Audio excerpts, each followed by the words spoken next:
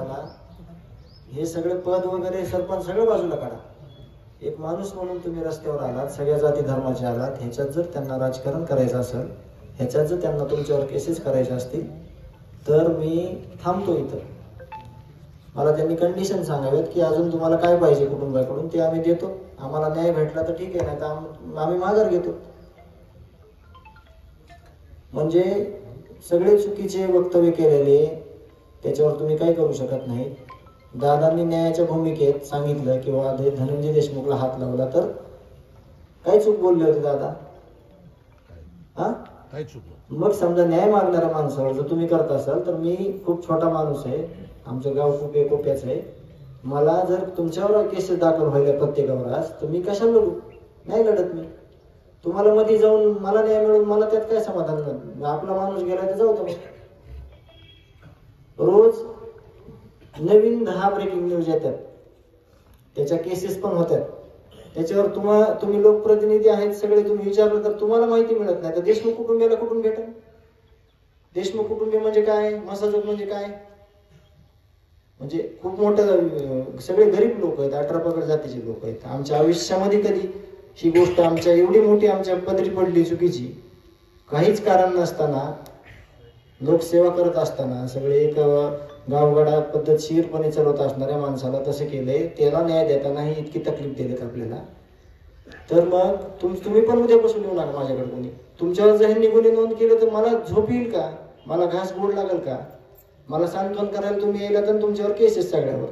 तुम्ही सगळे मधी, महिलांमध्ये, म्हणजे तुम्ही सगळे मधी. कशासाठी नाही मागू मी? चैन पडली असेल का मला? दादावर प्रत्येक तालुक्यामध्ये त्यांनी एनसी दाखल केल्या किंवा तुमच्यावर नाही. दादा मला बोलू द्या. तुम्ही न्याय मागताना त्या माणसावर केस करतात, तर अन्याय मागणाऱ्यावर तुम्हाला आम्हाला आंदोलन करावं लागतंय. हे कुठेतरी गांभीर्याने घेण्यासारखं आपल्याला. परवा दिवशी 3 दिवसापूर्वी वैभवीनं सोशल मीडियावर पोस्ट केली की आम्हाला माहिती कळवा. त्याच्यानंतर 3ऱ्या दिवशी ज्यावेळेस मी रात्री बोललो त्यावेळेस सगळे अलर्ट झाले, सगळे आले, मग विचारायले आम्हाला. ते जाऊ द्या, ते पाठीमागे ठेवू आपण. चेतना तिडके मॅडम, मी मध्ये बसलेलो होतो, अंत्यविधी करून घ्या म्हणल्या, म्हणजे विटंबना होईल. तर मी आणि माझे चालू त्यांना म्हणलं हे फोन धरा, विष्णू चाटेचा फोन चालू आहे, फोन करा आमच्या समोर आणि ते कुठेही बघा त्याला पकडा. त्याच्यानंतर 35 दिवसांना आज त्यांची माझी टाकीवर भेट झाली वरी.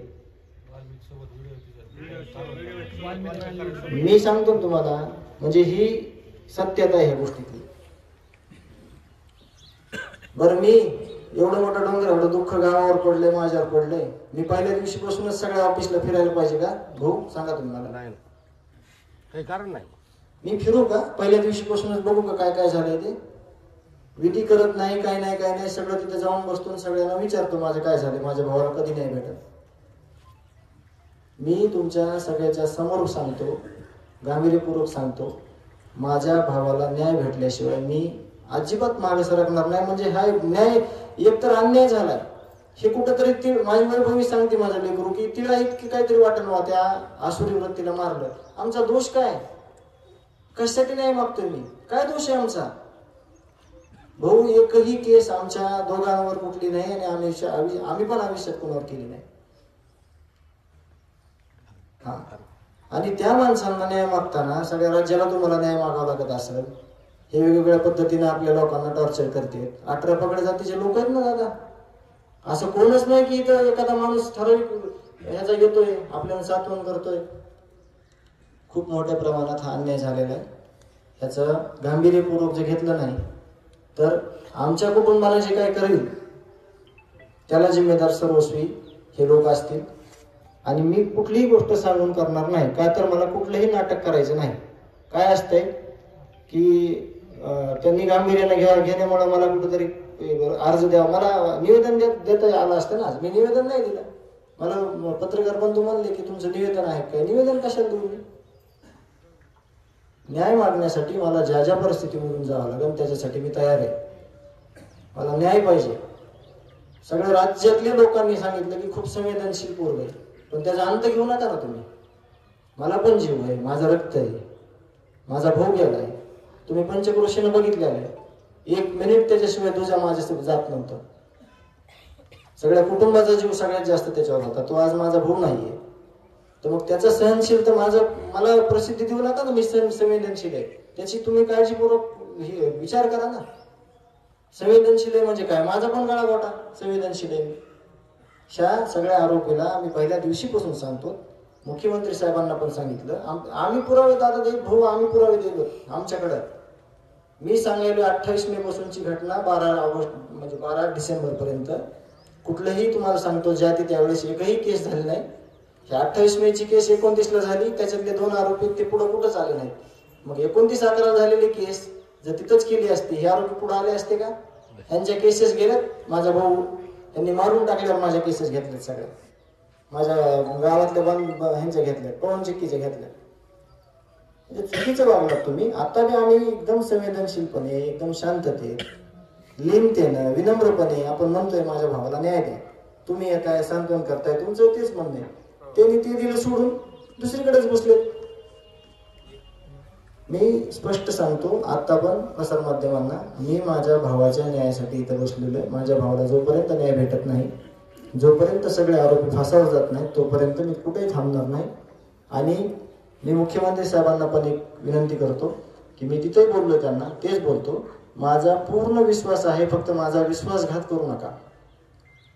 मी तुमच्यावर विश्वास म्हणजे तुमचा विश्वास, तुम्ही दिलेले शब्द आहेत ते वारंवार बोलून दाखवतोय की मुख्यमंत्री साहेबांनी मला शब्द दिलाय. अजून एक सांगतो, शेवटचा गँग मधला माणूस संपेपर्यंत, आपण फाशी देईपर्यंत आपण थांबणार नाहीत असं मुख्यमंत्री साहेब म्हणलेले आहेत. त्यावर आम्ही पण समाधान व्यक्त केलं, ते प्रसार माध्यमांना सांगितलं. तसंच त्यांनी जे ह्यात आरोपी आहेत सगळे, त्या आरोपींना लवकरात लवकर सह आरोपी करून ज्यांनी कोणी कारस्थान केले, जे संघटित गुन्हेगारीचा हा सगळा प्रकार आहे, पाळमुळं खोदून सगळं पुढासगट टाकून द्या कुठं तरी, ह्यांना फाश्या द्या. आणि महाराष्ट्राला एक उदाहरण द्या की ह्या महाराष्ट्रामध्ये गुन्हेगारीला थारा दिला जात नाही आणि अन्यायाविरुद्ध न्याय दिला जातो. या क्षणी एवढंच बोललो मी.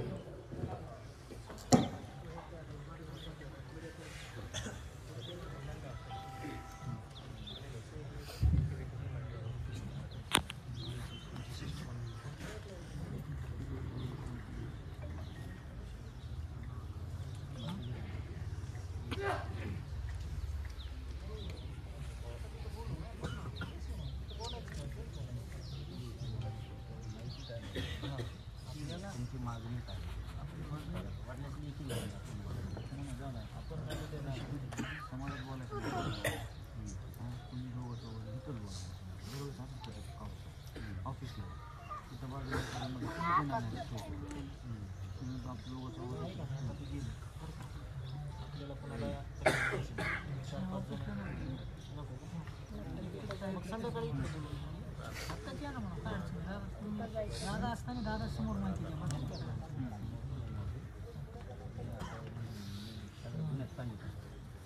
त्यांना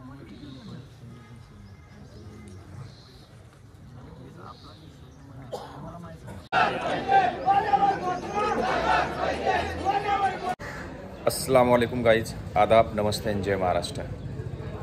मी आपल्या सर्वांना पुन्हा एकदा विनंती करतो आहे की माझ्या चॅनलवर जर नवीन विजिट करत असाल तर प्लीज चॅनलला लाईक करा, शेअर करा, सबस्क्राईब करा आणि बेल आयकॉनला प्रेस करा. धन्यवाद.